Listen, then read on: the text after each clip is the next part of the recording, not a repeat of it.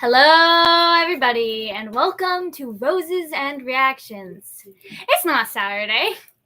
No, this is a special night in time because today is June 30th, and this is the last day. Yeah, we wanted to do a Pride Month special, but it kept getting delayed, and if we did it Saturday, it wouldn't be June anymore. So we decided to do a special show tonight at 8 to talk about LGBTQ CW characters. And by that, I mean LGBTQ Arrowverse characters featuring Riverdale, essentially. Essentially. We have not seen Jane the Virgin. We have not seen the 100. So those two shows, those are the two, I think, other big CW shows, right? Yes. And the thing is about the CW, as many of you may or may not know, they are moving away from scripted television. The Arrowverse is almost gone. Gotham Knights, I believe, was just canceled, and the last Arrowverse style show is Superman and Lois, which got saved after much nail biting. But CW is moving away from scripted television, which is kind of sad because it's the end of an era. But I did get that awful Powerpuff Girls live action show canceled. So. Yeah, but yeah, they're moving more towards non-scripted shows to, of course, save money. And I don't think the network will do as well. And I think that its heyday has come and gone with the end of the Arrowverse and shows like Supernatural. So that is, the update on the CW. Sorry that the show has been delayed. We've been having a lot of life issues lately. I got a job. I've had to adjust to that because you're not a morning person. It's my first full-time job ever. So that's been an adjustment and a half. We also had another adjustment. Well, my mom moved in with us. That's another adjustment. So all happened right around the same time, which made like the complete perfect storm. And then we got another storm. And do you want to tell them about the dog? Yeah, we got a dog. Her name is Terezi, and we don't have her with us right now because she will destroy our setup. But we will be posting cute pictures to Facebook afterwards. Why don't we have cute pictures now? Because she does not stand still for pictures. So we're going to She is a complete spaz. I'm a cat person. I'm still a cat person.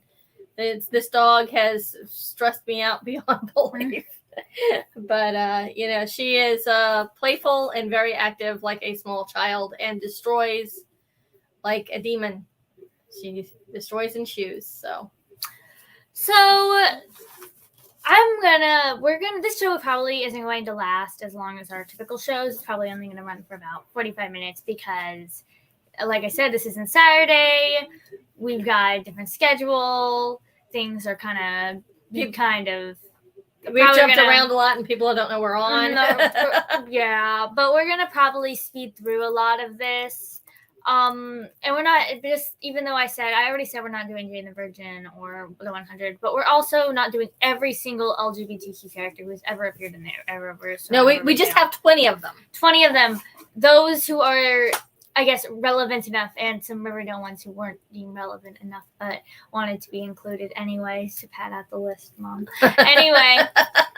So. But your input is always wonderful, and it helps with the show. Hey, Lorraine. Hey, Lorraine. Yes, real life has been a pain.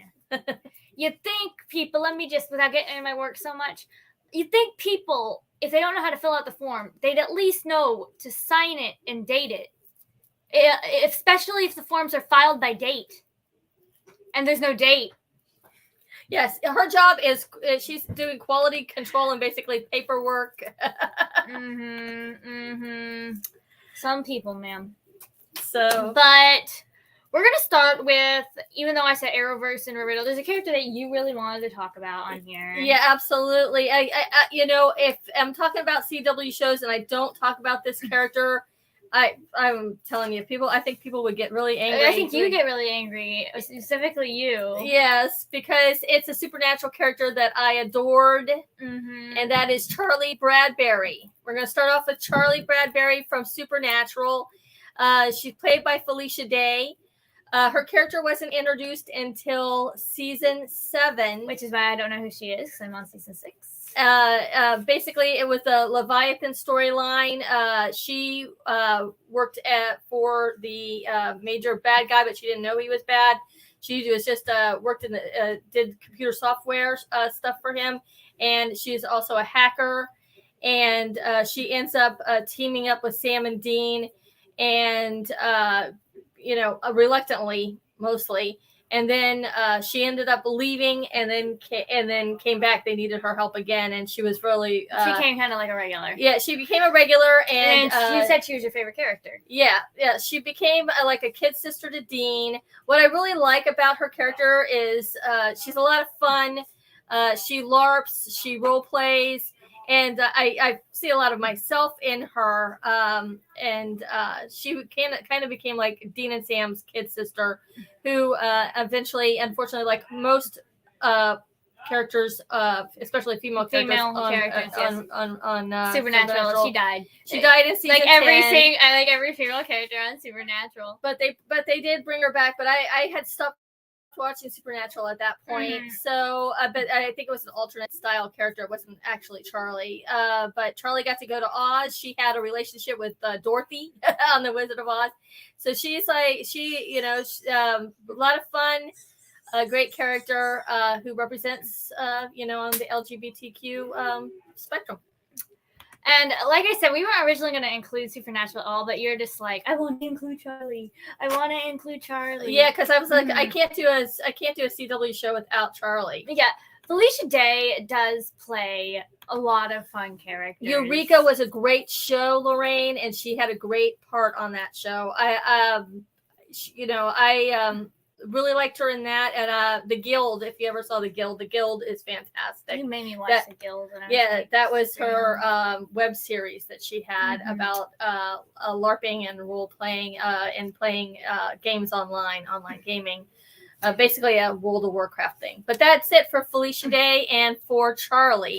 So unfortunately, I don't think there's any other LGBT supernatural characters that we can talk about. At least none that were confirmed, which is a real shame. So I guess we're gonna have to move on to our next. We're doing the show by show, by the way. So we're gonna do Arrow, and the first character you want to talk about from Arrow. Yeah, this is Nyssa.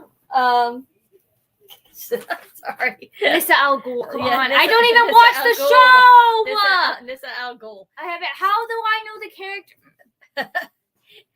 I had it written down wrong, and I just totally forgot that. I got stuck on the last name for a minute. So she is, her father is the big bad, Razal Al Ghul is her father. She sort of, from what I've seen of Arrow, she sort of plays like one of those. She's like an enemy, but she's like helping out the main group a little bit. It's sort of like frenemies, like a frenemies situation. She her character's introduced when she comes to Starling City to look for her ex-lover Sarah Lance, and Sarah had belonged to the League of Assassins, which Nyssa run. And she disappeared, so Nyssa came to look for her, and found out what was going on with her. And her character, she's in about 20 episodes of Arrow, so she is, even though she's not a major character, she does play a big part in Arrow. And speaking of Sarah Lance, we'll get to her later. We decided, even though she got her start on Arrow, to include her when we talk about Legends of Tomorrow, because she has a much more prominent role in that show. And the other big LGBT character we wanted to talk about from Arrow was Curtis Holt. So Curtis came into Arrow, I believe 4th season. I could be wrong on that. And he worked for the Queen Corporation and for Felicity. And he ends up becoming a part of the Green Arrow team. Later on, he ends up becoming his own superhero, Mr. Terrific. Now, the interesting thing about Curtis's storyline, he's like this fun-loving kind of goofy character, but he has a relationship. He's married to a guy named Paul. And throughout the show, he has to hide his identity because Paul does not like the vigilantes. He's very much against Green Arrow and that group. And when he finds out that Curtis has been lying to him and working with Arrow, they end up getting a divorce and breaking up. So, it was a nice, kind of lengthy arc with Curtis and Paul. So that is Paul. That is Curtis. Mark's not here, I don't think, but I remember he used to get really annoyed with Curtis a lot. I think he thought he was too goofy on the show, but that is Curtis. And so now we will talk about Legends of Tomorrow. Now we're going to talk about Sarah Lance, our first bisexual LGBT character that we have on here. So Sarah's whole thing is that she was a supporting character in Arrow, and then she moved to Legends of Tomorrow, and she basically became the main character. Yeah, so she started out on Arrow. She was originally on the ship that sank, and they thought she was dead. Probably meant to kill her. Well, it was a different actress originally that played Sarah, because she was only on there for a couple of scenes and then she died. But they decided to bring her character back into the show, and when they did, realized that she was bisexual because she originally had a relationship with Oliver. Then she got with Nyssa and joined the League when she joined the League of Assassins, and she was the Black Canary, the original Black Canary on Arrow. And then her character died, and they resurrected her through the Lazarus Pit, which is Nyssa and Ra's al Ghul. They have that in their lair. You see what I did there with lair? Inside joke. They're not gonna get it. So after she was reborn, she became the White Canary. And she started on Legends of Tomorrow, and her character, she became the lead character on that show. And the thing about Sarah is, she has a dark past, and she's trying to overcome her past by, trying to help out and do good, trying to save timelines and make things right on the Legends of Tomorrow series. And through the course of the show on Legends of Tomorrow, she has a relationship with Constantine, and then eventually gets together with this next character that we're going to talk about. And there she is. So this is Eva Sharp. Eva Sharp is not human. She's actually an AI character that was created. She was a genetically engineered advanced variant automation clone created by Rip Hunter, and she was recruited to work for the Time Bureau.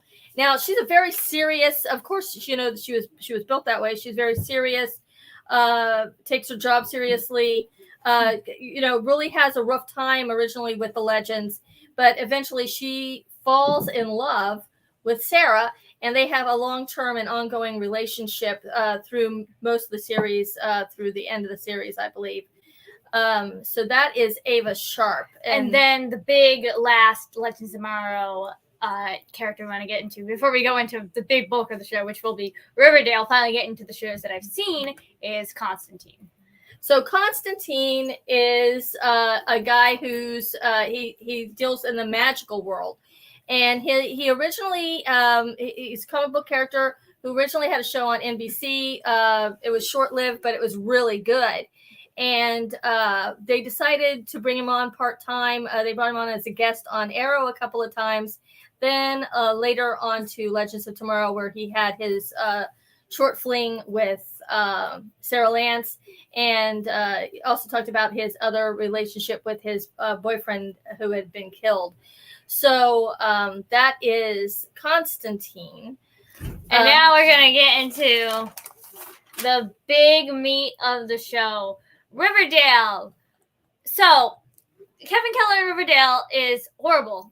Absolutely horrible. He's just there to be the gay best friend to Betty, and nothing else changed my mind. I'm going to change your mind, okay? Yeah, try. You can try. He's a main character of the show based off the comics. Okay. No, don't compare my boy Kevin from the comics to this guy. No, I'm sorry. I mean, he works on all the musicals on the show.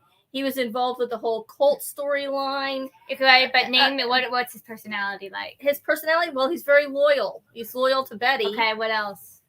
And he's what are got his dreams and aspirations?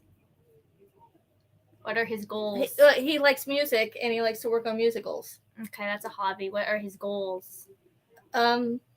I don't know what his goals are. Do you know Kevin in the comics? He wanted to join the military to be like his dad who was in the military. That was his goal. No, I didn't know he was in the military. On this show, his dad is the chief of police. He also likes football. Oh, I didn't know that. This Kevin doesn't like football. He does the school musicals. Yeah, because they said, oh, he's gay. Let's put him in. Let's make him interested in musicals. Well. So, but I have very strong opinions. If you want to see more of those, you can see our Riverdale show that we did a while back. Hopefully, you can still find that on YouTube and Facebook. The thing about Kevin is, he's been a steady character on the show. But why don't you talk about the comic book character and why you prefer him to the show? Well, I pretty much already did. He's got goals. He's got an actual character. He feels like he belongs. He feels like he slides right in when he starts hanging out with the Archie crew. It feels like a natural progression after his introduction because he's an interesting guy to follow. He adds to the group dynamic. He meshes well with Betty and Veronica and Jughead and Archie. He just feels like a natural fit, whereas Kevin in the show feels like a side character that they keep promoting as a main character because they don't know what to do except give him cult storylines and one musical episode. No, he had several musical. Every year they do a musical and one musical episode focusing around him per season. Per him, doesn't the other two, Carrie and Heather, did not focus around Kevin.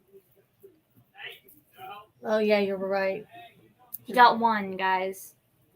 They took away his personality to make him into musicals, and he only got one musical. But here's the thing: we're going to talk about his first boyfriend on the show. Yeah, I don't know why we're including this character, honestly, but you wanted to. Yeah, because Moose is a big character in the comic books, and in the comic books he was with Midge, and also originally on Riverdale he was with Midge, so he is a bisexual character, and he was with Midge on the show until she was, and he tried to protect her when they were attacked by the Black Hood. In fact, he took a bullet for her, but eventually the Black Hood did kill her. I can't get over the stupid name.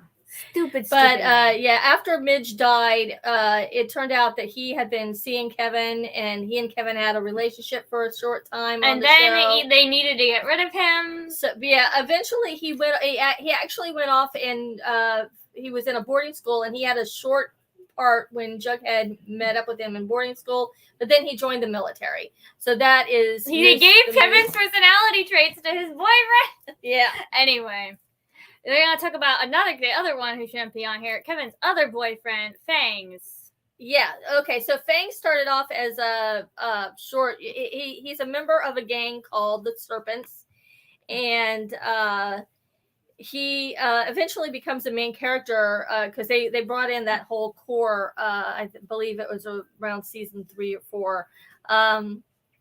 And he first had just like a small part, but eventually he became Kevin's boyfriend. And so he's more, he became a main character. No, you say, no, he did not. Yeah, he did. No, he's considered part of the main cast now. No, that's ridiculous. Absolutely ridiculous.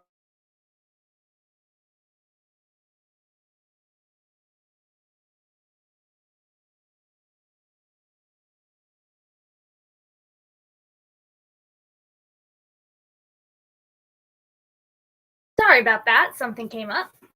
So moving on to a character that's actually interesting to talk about, we have Cheryl. Now, you might be a little surprised.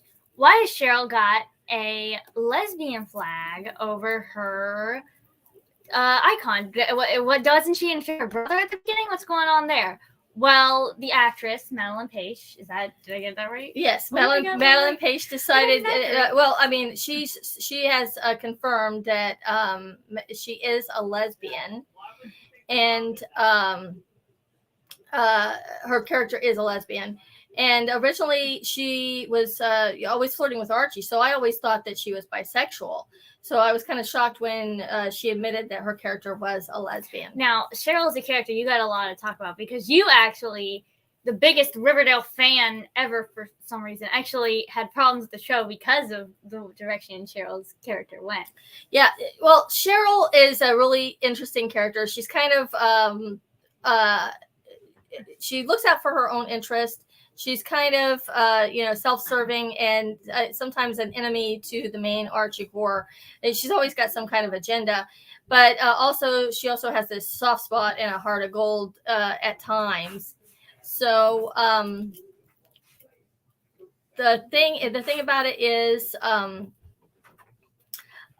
so the thing about the Queen of the Bees.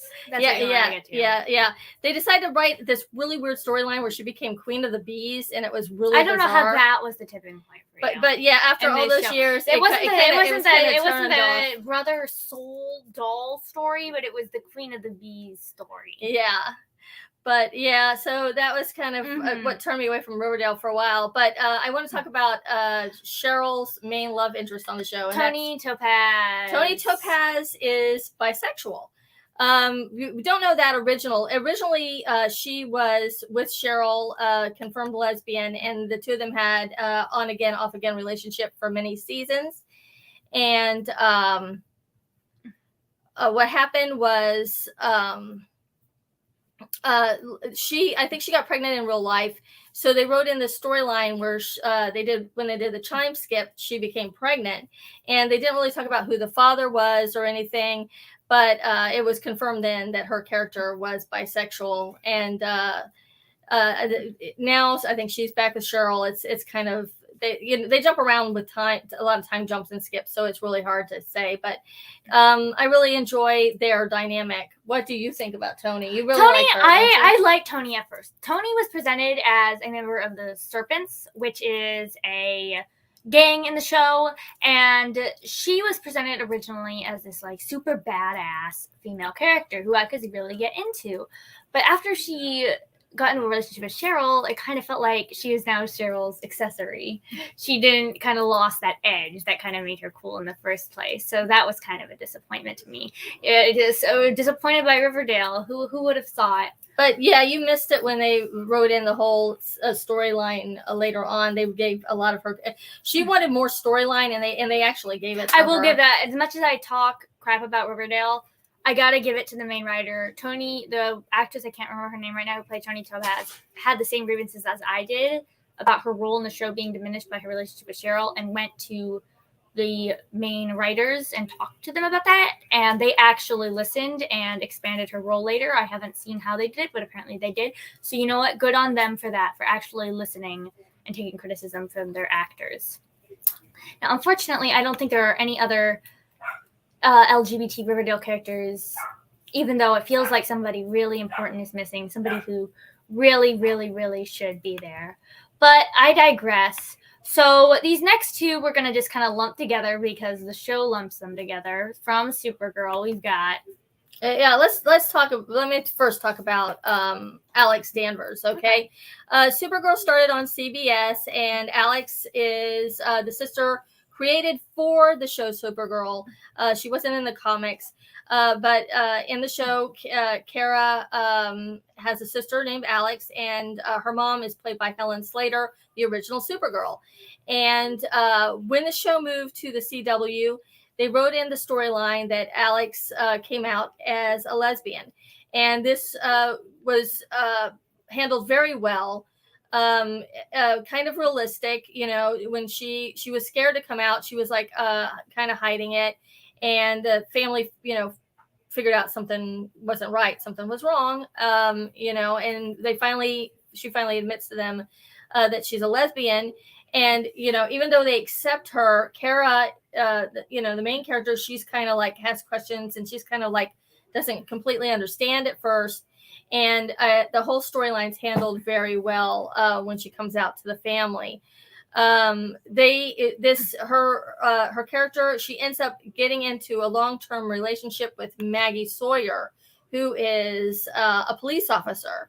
and they end up teaming up together and have a relationship together for up through towards the end of season 3.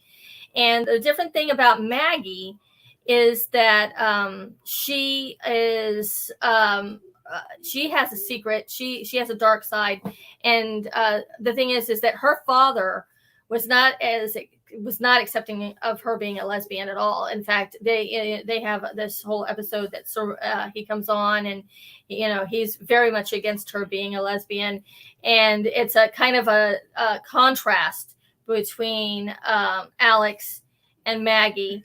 And the different, because there are, so many families that aren't accepting of their children being in the LGBTQ plus.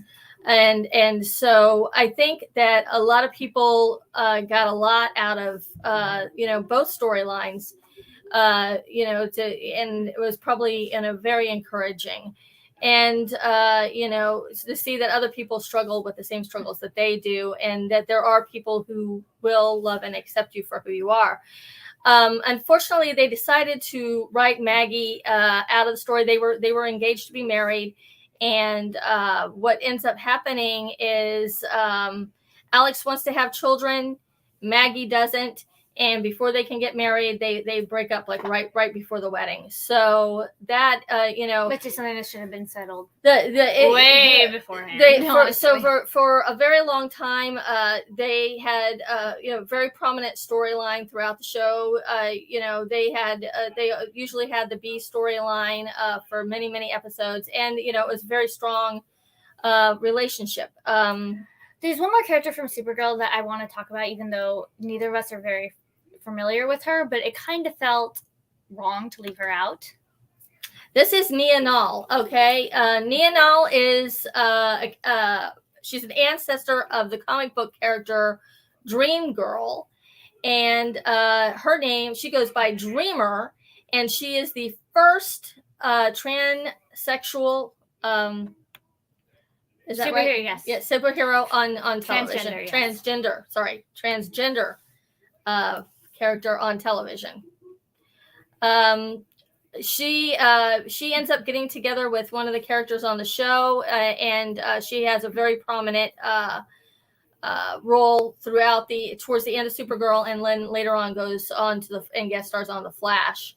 So that is Nia Nal, and we're gonna. Because I don't think there are any more LGBT Supergirl characters at all. No, I can't think of any. I can't so think of we're running early, but we all already said that we're probably going to be a short show today. So we're gonna move on to our last show, which is Batwoman. And we're going to try to go through these as quick as possible. Our first is Batwoman herself, at least in the first season, Kate Kane. Now, without getting too political into the discourse regarding Batwoman and when it came out, Ruby Rose, you could tell that she kind of didn't want to be there. Yeah. At least in my opinion, by watching. She comes off as super serious in the role, uncharismatic, and kind of unlikable, honestly. She seems, and this show is written by LGBT people. I honestly do not think that this was their intention, but I think they made her kind of fall into the no. What I'm trying to say is they kind of made her accidentally fall into the angry lesbian stereotype, because she comes across, there's barely any humor with her. It's all serious and gruffness, and it's just not a likable character to follow, especially for a main character. Yeah, and I think that's kind of why Kate didn't work out after the first season, because I don't think Ruby Rose, after doing the show for a while, wasn't really happy with the role. She didn't want to be there, and so she ended up leaving the show, and then they decided to do something different with the show. They did, but not yet. I want to first talk about how Kate kind of, at least her presence, dragged down a character who would later become better, in my opinion, and that would be her main love interest, Sophie. So Sophie's whole thing in season 1, she's basically Kate's love interest. She's on the opposite side of the law. Well, she's with the Crows, which are like the police force, and Kate's the vigilante. And it's sort of like you know where we're going with this. It's the star-crossed lovers story, basically. And Sophie really doesn't have a time to shine in season 1 because she's too busy being Kate's love interest. But after they get rid of Kate, they keep Sophie, and so she's got a lot more going on in season 2, where she ends up joining the Bat team and has great chemistry with our third character that we want to talk here, Ryan. I can't remember Ryan Wilder, who is the second Batwoman. And not a lot of people have seen Batwoman season 2, which is a shame because Ryan is so much better than Kate. I really enjoy Ryan, and it's a really different kind of storyline for her. She's this homeless girl who just happens to get a hold of the bat suit when Kate's plane crashes. And so she's like trying to learn how to do all this stuff and become a superhero. And, finally she has a chance to do something good in the world. And while I do have a lot of complaints about Batwoman season 2, Ryan is not one of them.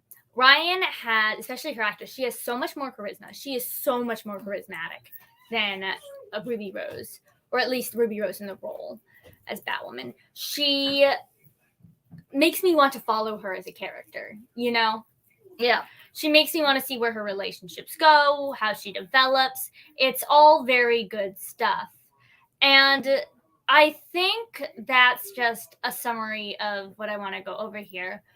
The good characters, LGBT characters, are characters that you want to follow for them being characters, not because they're gay. Notice how when I was praising Ryan, I didn't once mention that she's a lesbian, which, yes, she is a lesbian, but she's also a really charismatic person who has a lot of strong ideals based on where she grew up and her how her life has progressed up to that point. For example, Sophie, who we were talking about before, she has a big thing against it because she grew up homeless in Gotham City and has had really negative experiences with the police. So she's unwilling to trust Sophie, who is basically what she sees as a cop. Things like that. You don't need a lot. I always say that to write a good LGBT character, you just need to write a good character. And they just happen to be gay. Or if you want to explore their queer experience, their experience in the LGBT community, go do that too. But they should have their own personality traits and goals and motivations to go along with it as well. You understand what I'm saying? Yeah, absolutely. Now, we're going to end the show a little early here, but first, I've been making a lot of jokes about fan teasing, fan pairings people wanted to happen, but I want to just track back to wanting to talk about something serious. They really should have just let Jughead be asexual. So, if you're unaware, I am asexual. It is if you don't know what that means, which I don't blame you, it's one of those niche LGBTQ things. And it basically just means I don't like anyone. Like, you've got your bisexuals who like men and women. You've got your homosexuals like the opposite gender. You've got your heterosexuals who like the same gender. I don't like any gender. And that's just putting it bluntly. We don't got a lot of representation, if you couldn't tell by the fact that you probably don't know what asexual even is. But Jughead in the comics was asexual. They made him this way because old Archie comic serials, they basically looked at those and said, hey, Jughead never really shows a ton of interest in Betty or Veronica. Let's just make him ace. And so that's what they do. But in Riverdale, the show, they decided to not go that direction with his character and make him have a relationship with Betty, which is something that I was very opposed to, even though I know why they did it. They did it because they wanted to have romantic drama, and you can't do that if the character isn't attracted to people. But hear me out.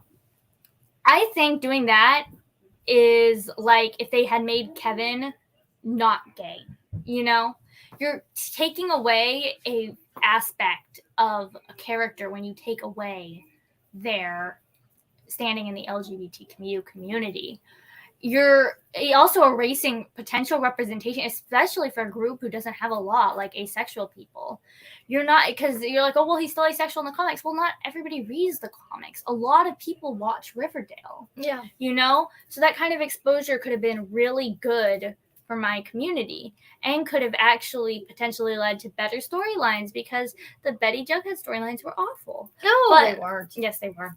Anyway, that's all I wanted to say on that point. And like I said, we are ending early, but this was to be expected. I hope you all enjoy this, watching it afterwards. I don't blame y'all for not turning up. A lot of you turning up tonight. We did change it up a bit, so that's on us. But we appreciate you coming on, those of you who did come on tonight. And our next show is going to be ranking the Indiana Jones films, including Dial of Destiny, which we are going to see this weekend. Yes. So have a great night, everybody, and I hope you have a wonderful 4th of July and end